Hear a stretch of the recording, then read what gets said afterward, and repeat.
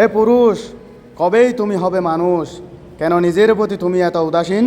কেন নিজের প্রতি তুমি একটু যত্নবান না? কেন নিজের প্রতি তুমি এত সেলফিশ?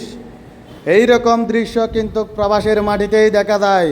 বিশেষ করে রেমিটেন্স যোদ্ধারা সারাদিন অক্লান্ত পরিশ্রম করার পর যখন সন্ধ্যা হয়ে যেত, সুপারভাইজার এসে বলতো, তোমাদেরকে আজকে ওভারটাইম দেওয়া হবে। এই কথা শোনার পর রেমিটেন্স যোদ্ধারা তো কুশিয়ে বাকবাকুম। তখন রেমিটেন্স যোদ্ধারা সুপারভাইজারকে প্রশ্ন করত, বলে যে আজকে রাত্রে আমাদেরকে কয় ঘন্টা ওভারটাইম করতে হবে।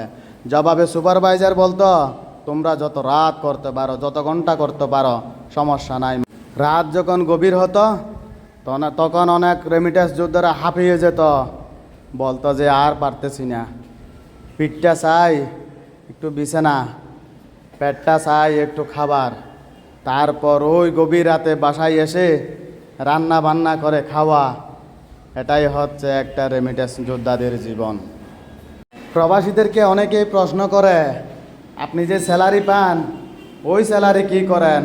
আবার এত কষ্ট করে নিজেকে একটু বিশ্রাম না দিয়ে ওভারটাইম করার কি দরকার আছে? জবাবে ওই প্রবাসী বলে, আমি যে প্রবাসে থাকি এখানে আমার একটা খরচ আছে।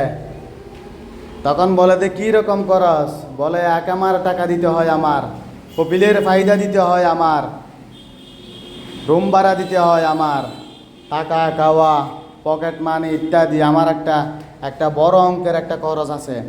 ওই খরচটা যদি আমি ওভারটাইম করে যদি আর্নিং করতে পারি, তাহলে আমার স্যালারির সব টাকা কিন্তু আমি বাসায় পাঠিয়ে দিতে পারি আমার পরিবার পরিজনের কাছে। আমরা প্রবাসে থাকতে প্রবাসীরা সবসময় মনে করতাম, আমরা যে পরিমাণ যে কষ্ট আমরা প্রবাসে করি, ওই কষ্ট যদি আমরা দেশে করতাম তাহলে আমাদের হয়তো এই প্রবাসে আসতে হতো না। তা আজকে এই দৃশ্যটা আমি আমাদের বাংলাদেশে দেখতে পারলাম যে আমাদের শ্রমিক ভাইয়েরা প্রবাসী ভাইদের মতো সারাদিন অক্লান্ত পরিশ্রম করার পর রাত্রিবেলা আবার ডিউটি করে। এখানে পার্থক্য হচ্ছে হালকা একটু বিষয়। এরা হচ্ছে রেমিটেন্স যোদ্ধা, এদেরকে বলে শ্রমিক ভাই আমাদের দেশে। যাই হোক, রেমিটেন্স যোদ্ধারা সারাদিন ডিউটি করার পর রান্না বান্না কাপড় চোপড় ধোয়া ইত্যাদি নিজের কাজ নিজেকে করতে হয়। বাট আমাদের দেশের শ্রমিক ভাইয়েরা, ওনাদের পরিবার পরিজন আছে, ওনাদের স্ত্রী সন্তান আছে, মা বাবা আছে, ওনাদেরকে আবার রাত্রিবেলা গিয়ে রান্না করে খেতে হয় না। এটাই হচ্ছে রেমিটেন্স যোদ্ধা এবং আমাদের দেশের শ্রমিক ভাইদের ডিফারেন্স।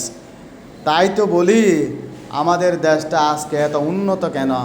এই রেমিটেন্স যোদ্ধা শ্রমিক ভাইয়েরা মিলেই আমাদের দেশটাকে এগিয়ে নিয়ে যাচ্ছে।